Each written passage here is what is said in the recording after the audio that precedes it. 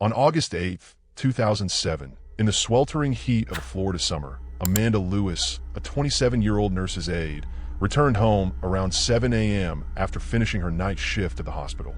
She was exhausted, her body heavy from hours of work, but her mind still alert enough to notice the familiar sounds of cartoons playing in the living room. Her two children, Andrew Jordan, nicknamed AJ, age 6, and Adriana, age 7, were already awake, sitting side by side in front of the television. Their laughter and chatter filled the room, a picture of innocence and routine.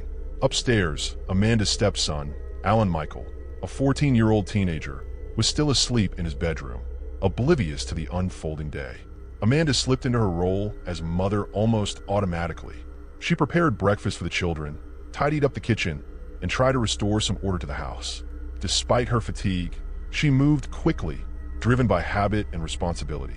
But the exhaustion of the night shift soon caught up with her. Around 9 a.m., she lay down on the living room couch, intending only to rest for a moment. The children remained glued to the television, their attention fixed on the animated characters dancing across the screen. Within minutes, Amanda drifted into sleep. Hours passed. The Florida sun climbed higher, its heat pressing against the walls of the house. Around 1 p.m., Amanda stirred, awakened by the oppressive warmth. She noticed that Andrew and Adriana were no longer inside. Looking out, she saw them playing in the yard, their voices carrying through the heavy air. When they realized their mother was awake, they rushed to her, their faces flushed with excitement. They begged to swim in the pool, desperate for relief from the heat. Amanda refused. She explained that there wasn't enough time. They needed to go shopping for school supplies before the new academic year began. Her refusal disappointed the children, but Amanda was firm. She then decided to take a shower, leaving them outside. The cool water revived her briefly, but once she stepped out, fatigue returned. She lay down on her bed, hoping for a few more minutes of rest. Around 3 p.m., Andrew entered the room. His voice was urgent, almost panicked. "Adriana is in the pool," he told her. Irritated, Amanda instructed him to tell his sister to get out immediately. She rose from the bed, intending to reinforce her command. But as she stepped outside, she was confronted with a terrifying sight. Andrew was standing precariously on a small red wagon, leaning over the edge of the pool, his arms stretched out, desperately trying to reach his sister. Adriana was beneath the water, motionless. Amanda rushed forward, seized Adriana by the feet, and pulled her out of the pool. She immediately began resuscitation efforts, pressing on her daughter's chest, breathing into her mouth, willing her back to life. She sent Andrew to fetch Alan, who was showering, to come and help. But Adriana's skin was turning purple. Amanda ran inside to call emergency services. Paramedics arrived quickly, their voices sharp and commanding as they took control of the situation. They attempted resuscitation, their equipment clicking and beeping, but Adriana remained unresponsive. Recognizing the severity, they summoned a helicopter to transport her to the hospital. Amanda, shaken but focused, called her mother and stepfather to take care of Andrew while she followed Adriana. At the hospital, doctors fought for nearly 2 hours to revive the little girl.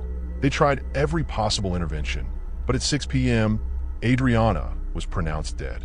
The medical staff, accustomed to grief and tragedy, were nonetheless unsettled by Amanda's reaction. She remained cold, detached, and expressionless. Not a single tear fell. Her composure seemed unnatural, almost chilling. Police officers arrived to question her. Amanda explained that the drowning was an accident. She recounted her version of events calmly, without hesitation. The officers, finding no immediate reason to doubt her, accepted her account. They allowed her to return home to grieve. But the story did not end there. Later that evening, a phone call reached the police station. It was Amanda's mother. Andrew, left in her care, had told a very different story. According to him, Adriana had misbehaved earlier that day. She had sprayed Windex, a cleaning product, all over the house, on the television, doors, walls, and windows. Amanda, enraged by the mess, had dragged Adriana to the pool. She had lifted her daughter, thrown her into the water, and held her head beneath the surface until she stopped moving. The grandmother, horrified, relayed Andrew's account to the police. Andrew was soon brought to the station for questioning. He was interviewed twice. Each time, he repeated the same story, unwavering. His mother had killed his sister. An investigation was launched. Officers began piecing together Amanda's life. they discovered that she was regarded as a strict, sometimes neglectful mother. Neighbors whispered about mistreatment. Colleagues recalled hearing Amanda threaten Adriana, even saying she would kill her after the girl had written the word "loser" on her car with a permanent marker. The evidence mounted. A month after Adriana's death, Amanda was arrested. She was charged with first-degree murder, child abuse, and neglect. Amanda denied everything. She insisted the drowning was accidental. She claimed Andrew was only 6 years old, too young to understand, and that his account was nothing more than imagination. But Andrew had drawn what he saw. His drawing depicted the scene at the pool, a child's attempt to capture the horror he had witnessed. 6 months later, on February 21st, 2008, Andrew, now 7, took the stand in court.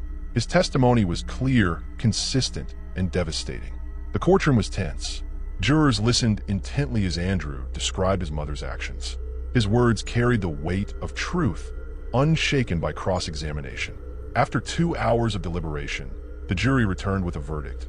Amanda Lewis was guilty of first-degree murder. She faced either the death penalty or life in prison. A few days later, Amanda stood before the judge to hear her sentence. Despite the conviction, she continued to proclaim her innocence. She filed appeals, repeating that Adriana's death was an accident. The case left a lasting mark. It was not only the tragedy of a child's death, but the extraordinary circumstance of a young boy testifying against his own mother. Andrew's courage, his insistence on telling the truth, became the pivotal element of the trial. His testimony, supported by his drawing, carried more weight than Amanda's denials. The story of Amanda Lewis is remembered as one of the most chilling cases of maternal homicide in Florida. It raises difficult questions about family dynamics, the reliability of child witnesses, and the thin line between discipline and abuse. For many, it remains a haunting reminder of how quickly ordinary life can unravel into tragedy. Tell us in the comments what you think of this story. Can a 6-year-old child lie? Subscribe for more.